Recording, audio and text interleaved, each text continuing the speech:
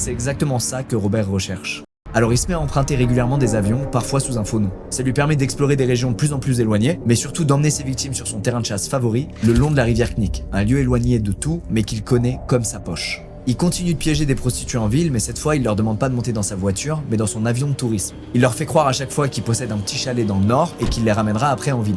Et avec sa tête d'homme passe-partout et son discours rassurant, beaucoup acceptent sans se poser de questions. Et c'est souvent en plein vol que Robert sort une arme avant de leur faire comprendre qu'elles sont désormais sous ses ordres. Et c'est quand elles atterrissent au milieu de cette vaste plaine abandonnée, parfois gelée, que ses victimes se rendent compte qu'elles sont prises au piège. Certaines se mettent à hurler et à se battre avec lui, d'autres s'enfuient instinctivement sans même se retourner.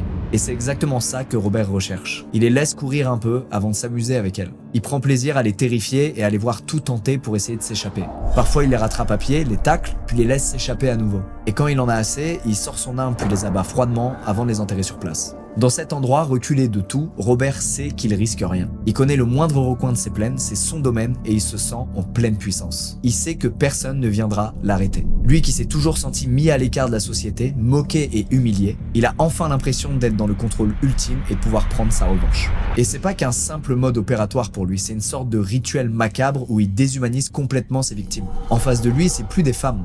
C'est juste des proies. Et de la même manière qu'il récupère des trophées à la chasse, des cornes ou des peaux, il fait pareil ici avec des bijoux, des papiers d'identité ou des vêtements. C'est une façon pour lui de se rappeler de ce qu'il a fait et d'emporter avec lui une partie de leur vie.